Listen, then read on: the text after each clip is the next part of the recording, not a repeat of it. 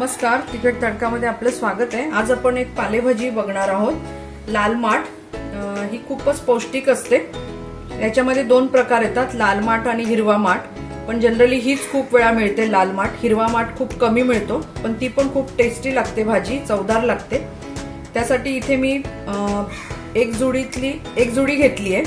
इथे एक कांदा घेतलाय, हे खोबरं आहे। खोबऱ्याची जी आपली बाजूचा भाग उरतो खोबरं किसल्यानंतर, ते मी बाजूची खरड घेतली। इथे हे आलं लसणाची पेस्ट आहे, हे हिरव्या मिरच्या आहेत। तर आपण आता भाजी बघूया। कढई ठेवली आहे, त्याचे मी तेल घालूया। पालेभाजी म्हणजे थोडं तेल जास्त घातलं तर छान लागते। थोडीशी पालेभाजी घेतली होती, इथे मी दोन जुड्या घेतलेल्या आहेत पालेभाजीच्या, कारण मला जास्त भाजी करायची आहे म्हणून। पण मला तिथे रेकॉर्ड करताना एवढं खूप होईल, जागा कमी होती, म्हणून मी तिथे थोडीशीच भाजी दाखवली आहे। मोहरी घालूया,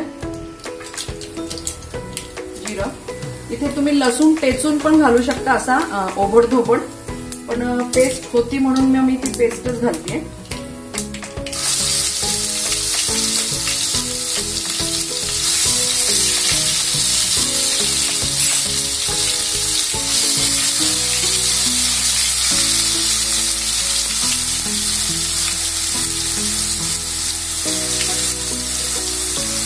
हळद घालते, मिरच्या घालते।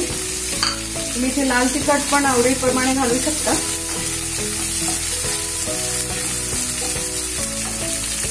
तर मी कांदा घालून टाकते।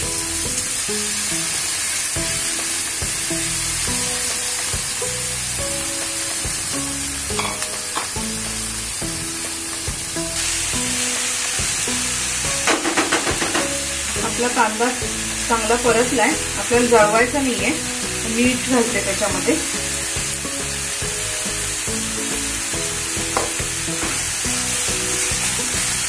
ही पटकन होणारी भाजी आहे, मला काही दुसरे मसाले घालायची गरज नाही। खूप वेळेला भाजीचा ओरिजिनल जी चव असते, मुळातली चव, ती छान राहते। कुठलेही काही आपल्याला घालायचं नाही, कांदा, हिरवी मिरची आणि लसूण एवढ्या ह्याच्यावरच ती भाजी छान लागते। आवडीप्रमाणे तुम्ही खोबऱ्याचा चांगला पीस पण घालू शकता, पण मी खोबऱ्याचा व्हाईट बाजूला काढून, हा खरड आपण अशीच नुसती राहते, ती भाजीमध्ये वापरली जाते।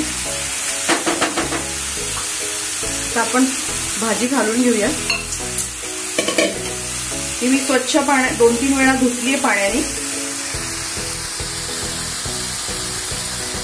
तर दिसायला खूप दिसते ही, असं वाटतं केवढी भाजी आहे, पण ती आता शिजल्यानंतर अगदीच कमी होईल।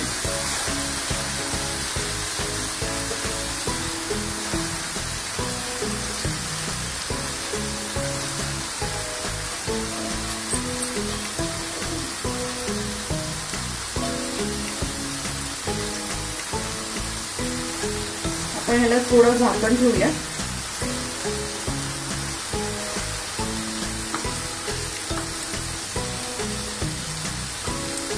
गॅस बारीक करते।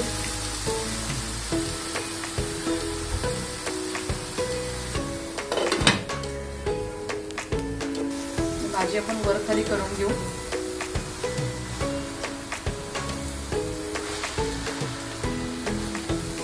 भाकरी बरोबर खूप छान लागते, अशी गरम गरम भाजी आणि गरम गरम भाकरी।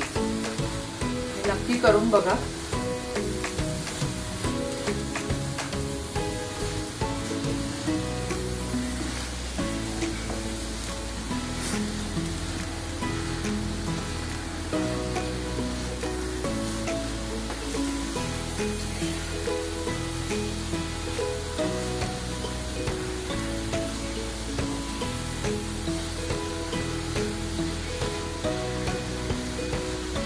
आपण झाकण ठेवूया, थोडी वाफ येऊ देऊ त्याला।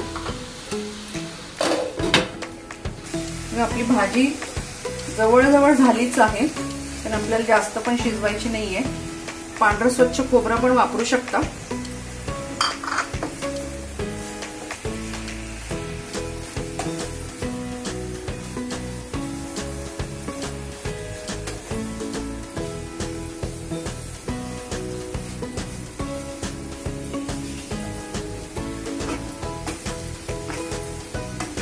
थोडी एक वाफ येऊ देऊ तिला, मग आपण गॅस बंद करू।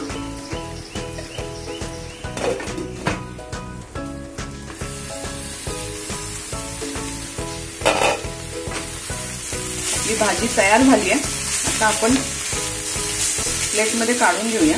गॅस बंद करते।